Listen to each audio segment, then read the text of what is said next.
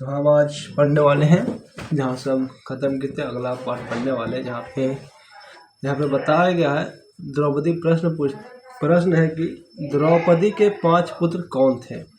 उत्तर में है द्रौपदी के 5 पुत्र प्रतिविंध्य, सुतसोम, श्रुतकर्मा, सातनिक और रुतसेन। ये पांचों क्रमशः युधिष्ठिर, भीमसेन, अर्जुन, नकुल और सहदेव औरस और द्रौपदी के गर्भ से उत्पन्न हुए थे। महाआदि इनको रात्रि के समय अश्वत्थामा ने मार डाला था। प्रश्न, सर्वे व महारथा इस कथन का क्या भाव है। उत्तर है शास्त्र और शास्त्र विद्यों में अत्यंत निपुण असाधारण वीर को महारथी कहते हैं, जो अकेले ही 10,000 धनुधारी योद्धाओं का युद्ध में संचालन करता हो। एको 10 सहस्त्राणि योद्धि ये धवस्तु धविनाम सशस्त्र शास्त्र प्रवीण महारथ इति स्मृता। दुर्योधन ने यहाँ जिन योद्धाओं के नाम लिए हैं ये सभी महारथी हैं। इसी भाव से ऐसा कहा गया है। उद्योग प्रायः इन सभी वीरों के पराक्रम का पृथक रूप से विस्तृत वर्णन पाया जाता है। वहाँ भी इन्हें अतिरथी और महारथी बतलाया गया है। इसके अतिरिक्त पांडव सेना में और भी बहुत से महारथी थे, उनके भी नाम वहाँ बतलाए गए हैं। यहाँ सर्वे पद से दुर्योधन का कथन उन सब के लिए भी समझ लेना चाहिए। संबंध है पांडव सेना के प्रधान योद्धाओं के नाम बतलाकर अब दुर्योधन आचार्य द्रोण से अपनी सेना के प्रधान योद्धाओं को जान लेने के लिए अनुरोध करते हैं। तो पांडव सेना को दुर्योधन ने बताने के बाद अब द्रोणाचार्य को बतलाएंगे दुर्योधन कि हमारे सेना में कौन कौन वीर हैं। उसके बाद एक आता है श्लोक, अस्माक तु विशिष्ट ये तानिश्र बोध द्विजोतम नायक का मम सैन्य संज्ञार्थ तान्य ब्रवीमि ते। ये श्लोक नंबर 7 है, शायद 7 ही है। श्लोक नंबर 7 था ये। अब नीचे में दिया हुआ ये, हे ब्राह्मण श्रेष्ठ, अपने पक्ष में भी जो प्रधान है उनको आप समझ लीजिए। आपकी जानकारी के लिए मेरी सेना के जो सेनापति हैं उनको मैं बतलाता हूँ। प्रश्न, तू पद का क्या अभिप्राय है यहाँ पे, और अस्माक के साथ इसका प्रयोग करने का क्या भाव दिखलाया गया है। उत्तर, तू पद यहाँ भी के अर्थ में है। तू पद यहाँ भी के अर्थ में बताया गया है, जो हमने श्लोक पढ़ा था अभी। इसका अस्माक के साथ प्रयोग करके दुर्योधन यह कहना चाहता है कि केवल पांडव सेना में नहीं बल्कि अपने पक्ष में भी बहुत सारे महान शूरवीर हैं। अब प्रश्न है, विशिष्टा पद से किनका लक्ष्य है और निबोध क्रिया पद का क्या भाव है।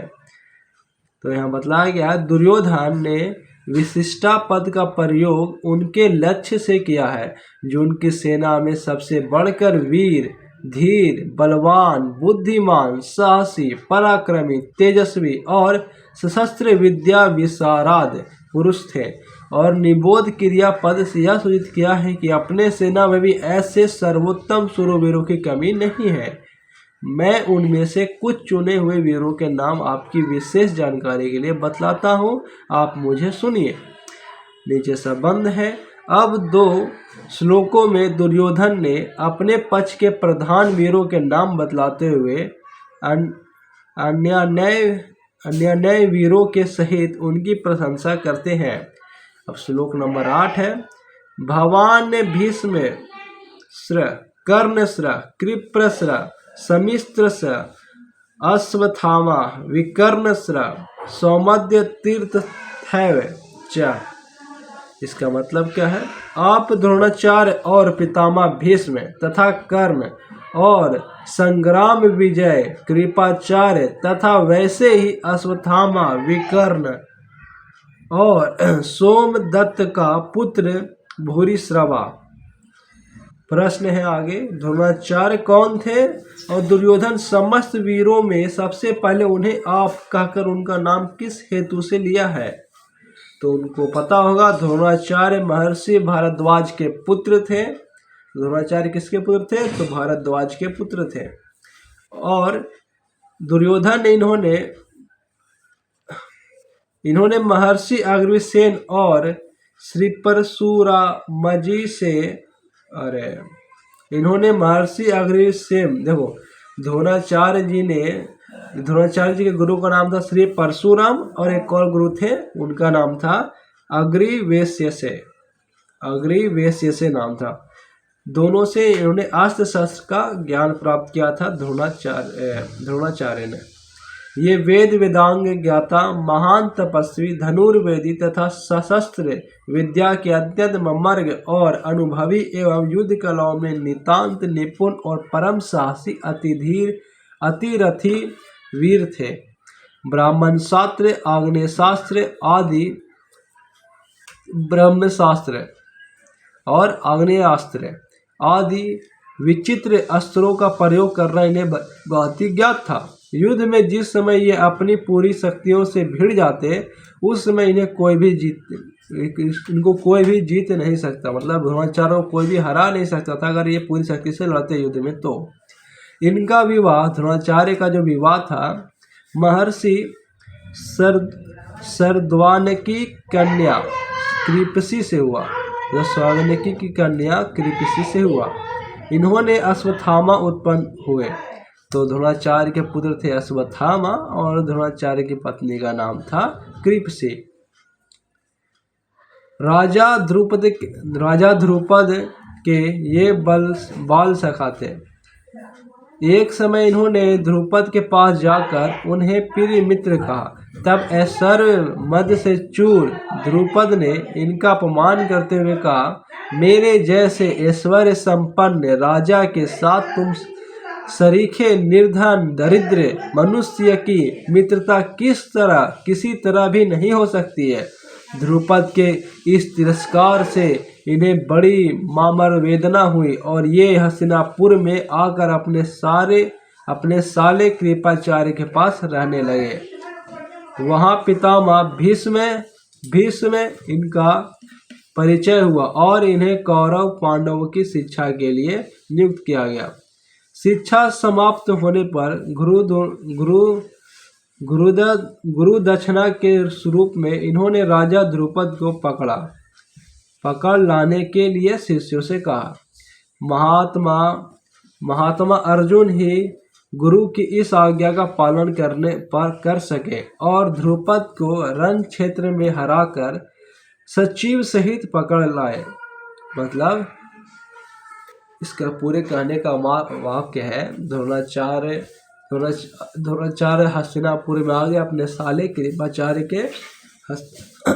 द्रोणाचार्य का साला था कृपाचार्य, तो कृपाचार्य के हस्तिनापुर में रहते थे, हस्तिनापुर में आ गए। वहीं पे ये द्रोणाचार्य जितने भी पांडव कौरव को शिक्षा दिया जब वो बच्चे थे, तो शिक्षा देने के बाद जब इनका शिक्षा कंप्लीट हो गया तो द्रोणाचार्य ने बोला कि अगर मेरी गुरुदक्षिणा यही है कि तुम जाके किसे पकड़ लो, तुम जाके पकड़ के लाओ इसको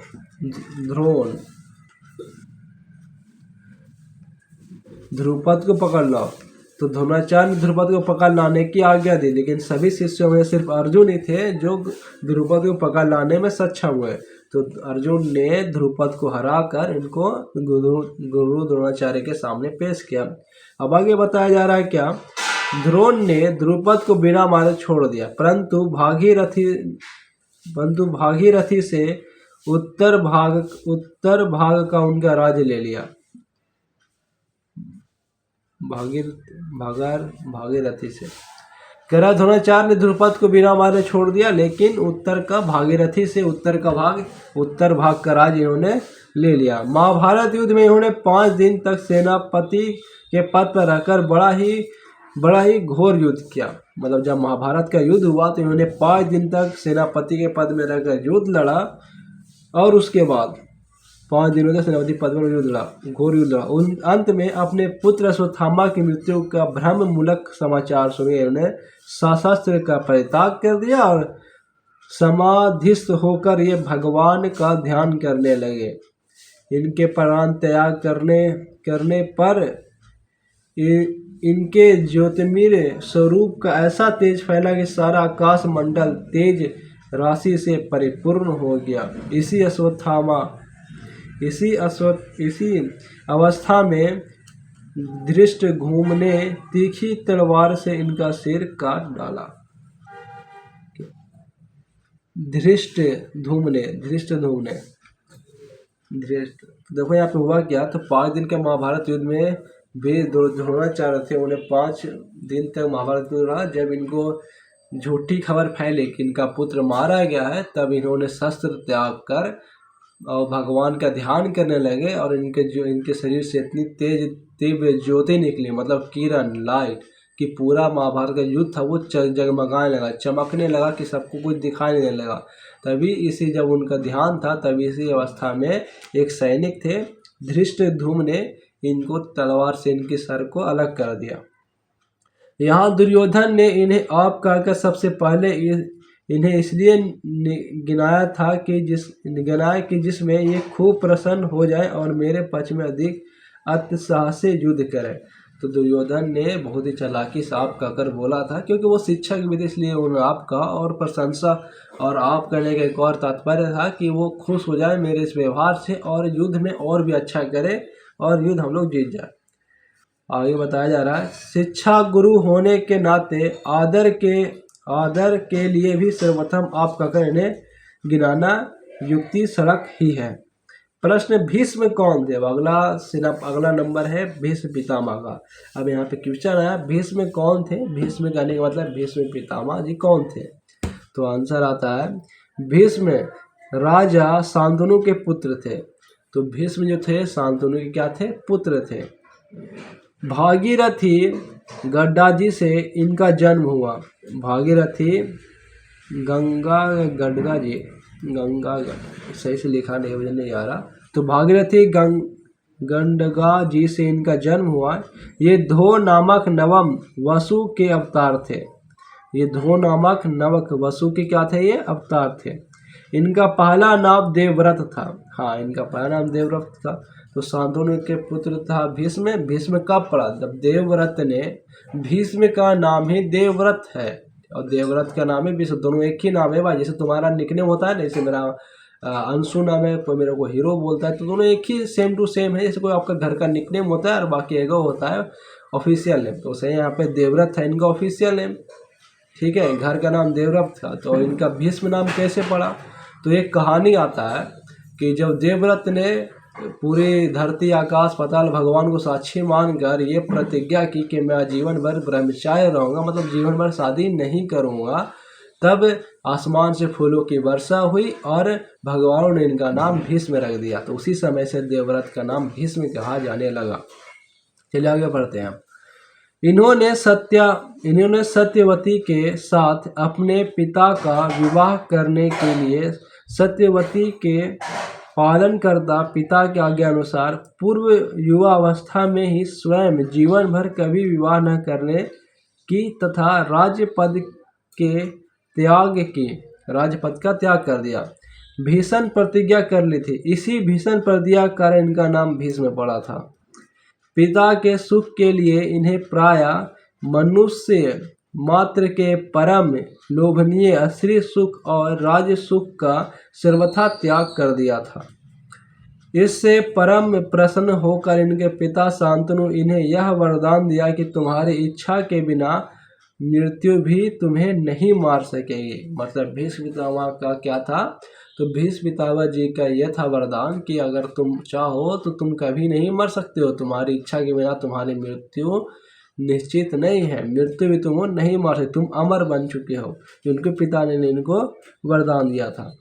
ये बाल ब्रह्मचारी अत्यंत तेजस्वी, शस्त्र और शास्त्र दोनों के पूर्ण पारदर्शी और अनुभवी महान ज्ञानी और महान वीर तथा दृढ़ निश्चयी महापुरुष थे। तो शस्त्र और शास्त्र में अंतर है। शस्त्र मतलब होता है हथियार, धनुष, बाण, तलवार, ये सारे हथियार है शस्त्र। और शास्त्र मतलब होता है ज्ञान, जैसे गीता ज्ञान हो गया, महाभारत रामायण का ज्ञान हो गया। ज्ञान मत शास्त्र मतलब जितने भी शास्त्रों का ज्ञान है, अस्त्र शस्त्र का ज्ञान है। अब आगे बढ़ते हैं। इसमें इनमें शौर्य, वीर, त्याग, तितिक्षा, क्षमा, दया, सम, दम, सत्य, हिंसा, संतोष, शांति, बल, तेज, प्रियता, नम्रता, उदारता, लोकप्रियता, स्पष्टता, साहस, ब्रह्मचार्य, वीरति, ज्ञान, विज्ञान, मातृ, पितृ, भक्ति और गुरु सेवन आदि प्राय सभी सद्गुण पूर्ण रूप से विकसित थे। भगवान की भक्ति से तो इनका जीवन ओतप्रोत था। ये भगवान श्री कृष्ण के स्वरूप और तत्व को भलीभांति जानने वाले और उनके एकनिष्ठ पूर्ण श्रद्धा संपन्न और परम प्रेमी भक्त थे। ये श्री कृष्ण के बहुत ही परम भक्त थे भीष्म पितामह। महाभारत युद्ध में इनकी समानता करने वाला दूसरा कोई भी वीर नहीं था। इन्होंने दुर्योधन के सामने प्रतिज्ञा की थी कि मैं 5 पांडवों को तो कभी नहीं मारूंगा। मतलब इन्होंने प्रतिज्ञा की थी भीष्म पितामह ने कि मैं 5 पांडवों को कभी भी नहीं मारूंगा। और छठा पांडव तो कर्ण जी थे, जो कर्ण जी तो उन्हीं के टीम में थे, तो मार नहीं सकते।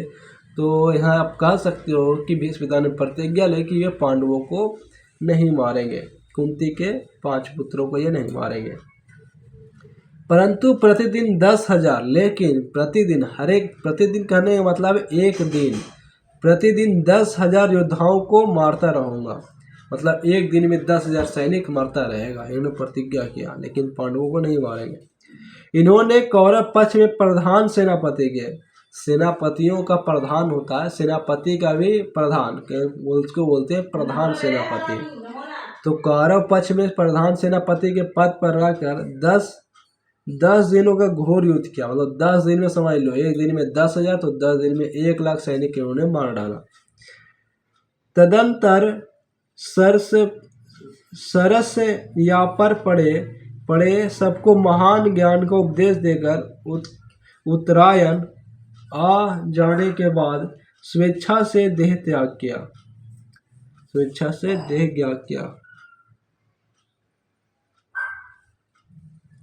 प्रश्न है अब यहाँ पे भीष्म पितामह ने अपना देह त्याग कर दिया। कैसे? आपको पता है भीष्म पितामह, अर्जुन ने तीर चला के भीष्म पितामह के शरीर को भेद दिया था।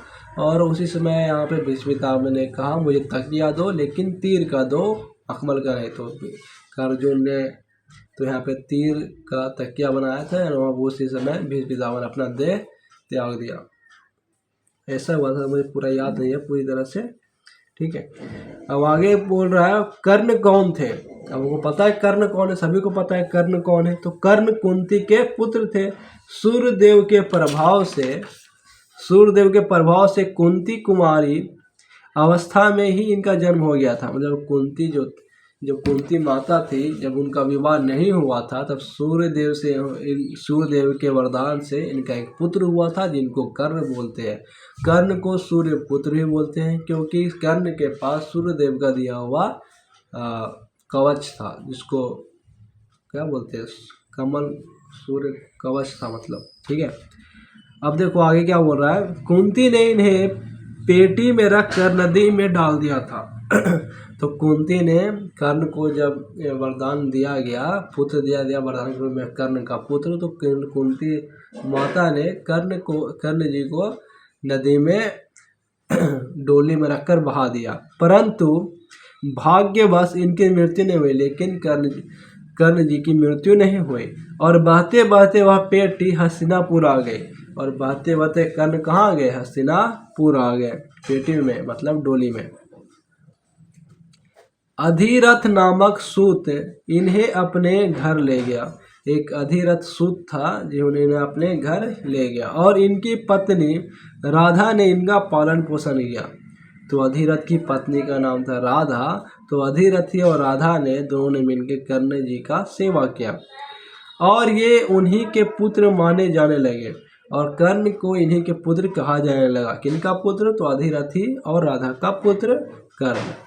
कवच और कुंडल रूपी धन के साथ ही इनका जन्म हुआ था। तो कर्ण को कवच और कुंडल दोनों साथ में जन्म के वक्त ही सूर्यदेव ने इनको वरदान में दे दिया था। तो इनका जन्म कर्ण कुंडल के साथ हुआ था। इससे अधिरथी ने इनका नाम वसुसेन रखा था। क्या रखा था? वसुसेन। तो कर्ण जी का एक और नाम है वसुसेन। इन्होंने द्रोणाचार्य और परशुराम जी से शास्त्र विद्या सीखे थे।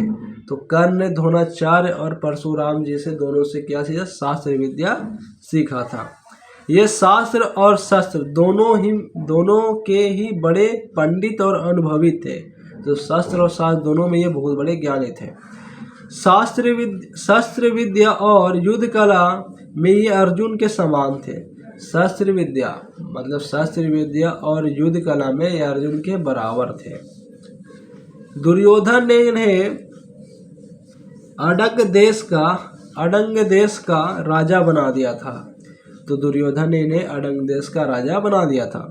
दुर्योधन के साथ इनकी प्रगाढ़ मैत्री थी, मतलब बहुत ही गहरी दोस्ती थी दुर्योधन और कर्ण की।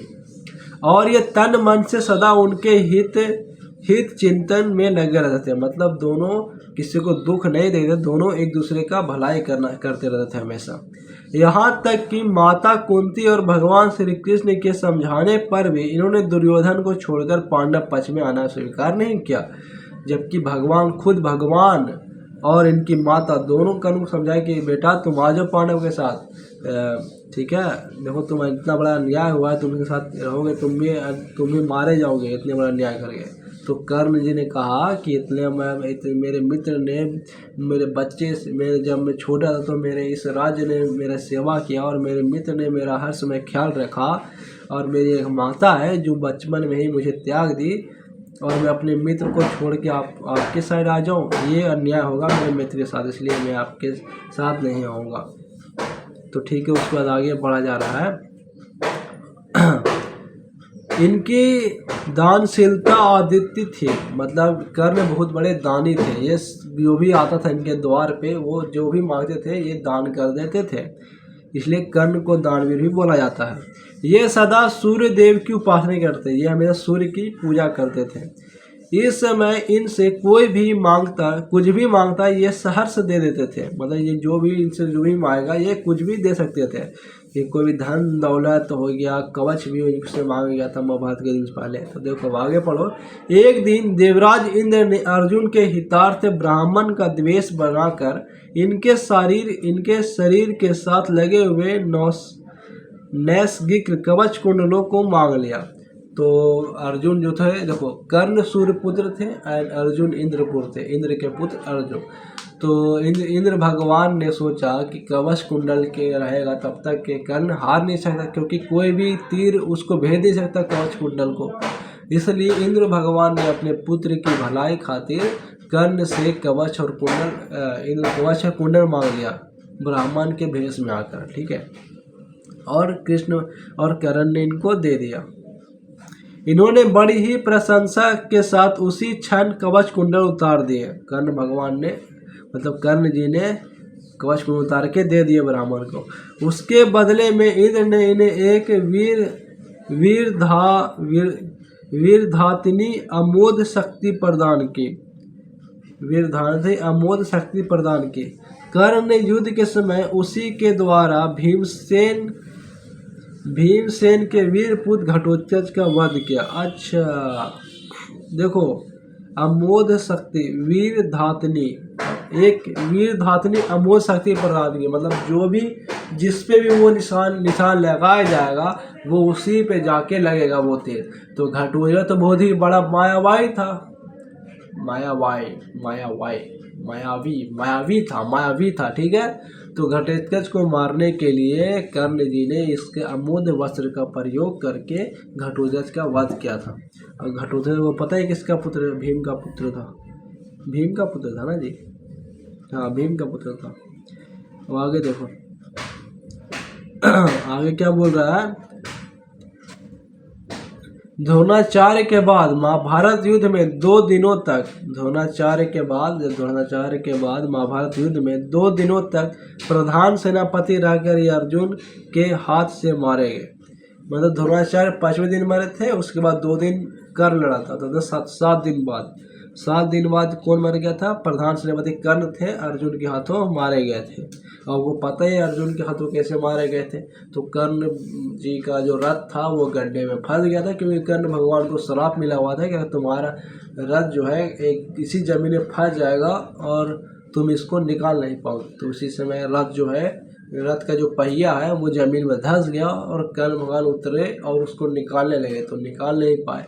और कर्ण जी को एक और श्राप मिला हुआ था, जो कौन दिए थे, परशुराम जी ने दिया था कि जब तुम्हें सबसे ज़्यादा ज़रूरत होगा ज्ञान का, उसी समय तुम मेरे शस्त्र विद्या भूल जाओगे। तो ये भी 2 चीज़ था, 2 कारण अर्जुन ने जब बाण चलाए तो कर्ण का जो शस्त्र तो था लेकिन उनके दिमाग में वो विद्या नहीं आ रही थी शस्त्र का, तो इस समय उन्होंने कर्ण का वध कर दिया। ये यहाँ पे इतना ही दिया हुआ है और मुझे भी इतना ही पता है, ठीक है। तो आज के लिए इतना ही, बाकी कल पढ़ेंगे कृपाचार्य कौन थे ये आपको बाद में चलेगा। तो देखो थोड़ा सा हिंट देता हूँ, कृपाचार्य थे ये गौतम वंश के महर्षि शरद्वान के पुत्र थे, शरद के पुत्र थे, ठीक है। चलो अब मैं चला, आज तो बहुत पढ़ लिया भाई, मज़ा आ गया। चलो दोस्त, ये है श्रीमद् भागवत गीता।